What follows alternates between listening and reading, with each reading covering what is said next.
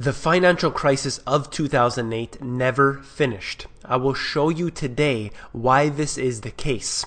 We've been covering these type of statistics and indicators for years now on this channel. And I will show you today how the conditions are specifically getting worse and coming to your doorstep. The US economy is worsening as mass layoffs begin. You came here for the truth, so let me unveil that for you. Janet Yellen, everyone knows her, and she said this: "For our part, the Federal Reserve will strive to clearly and transparently communicate its monetary policy strategy in order to minimize the likelihood of surprises that could disrupt financial markets, both at home and around the world." And this is out of CNBC. What I want to talk about first is they say that they'll be transparent, but we saw what happened with Ben Bernanke when they asked, "Who did you give these billions of dollars to? And will you tell us?" He said. He said no.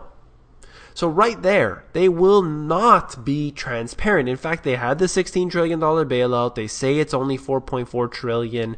We know that they've printed more. They are absolutely not transparent in their policy. But we know something is for sure, that if the interest rates rise, which they say they're going to do in the first half of 2015, we've seen some numbers thrown around there, but let's just say the first half of 2015, they want to bring up the interest rates. I don't foresee a serious interest rate rise for the foreseeable future. If they do, we know specifically that they're ready to crash the markets. The market cannot withstand any sort of interest rate rise. We're right now globally at a common interest rate, and that is 0%. And they are right now going ahead with this plan globally. Let's get into more factors here. Inequality is the world's leaders' biggest worry.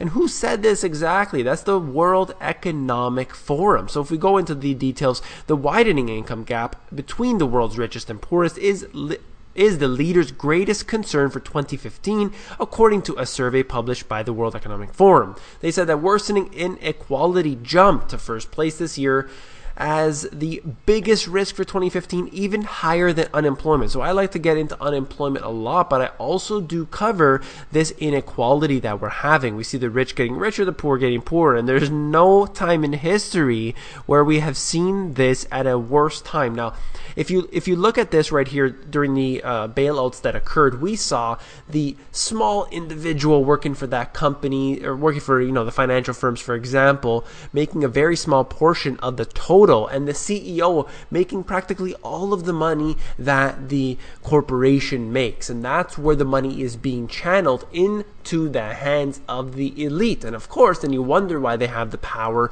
to lobby the governments. They have their men in the positions of the power. And that's how this works. It's crony capitalism and it's corruption, essentially. Right here, this is again out of CNBC, and this is really what I wanted to get to in this video today. Employers plan to cut 51,000 jobs in October. That's up significantly from 30,000 in the previous month. They're laying off by the thousands upon thousands of jobs, and this is going to get worse. And the only jobs that are being recreated are the temporary employment. Temporary employment is great for people who are struggling, who need something, but it's not great to build a strong middle class and a strong economy. You can't do that. That's what they don't understand. Yet the market continues to rise, knowing that the government will be there to backstop any crisis. They will accept Fannie Mae and Freddie Mac's garbage onto their books. They will nationalize the banking system should they need to. Look at Japan. Look at the result of that. They will forevermore be destroyed. There is no hope in a country like that when you have these type of policies.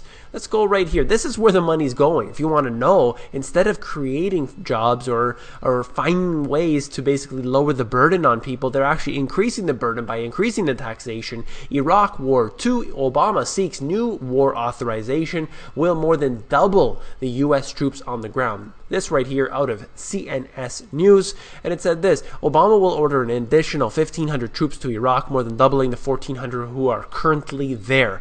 That's what we have. We have bombs, death, guns, and pain. And that's what the US and Canada did, airstrikes on ISIS, and we saw France taking part in recent years' attacks, and every country basically has been a part of this, really generating the war machine and keeping the military-industrial complex happy.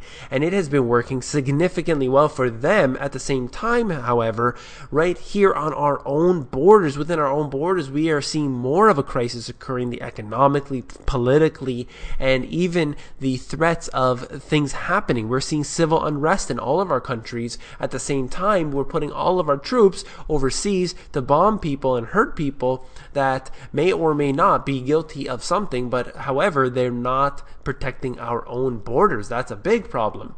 And in my book, I talked about this. Now, we're using the currency to basically fund these wars. But this has happened before, twice in US history alone.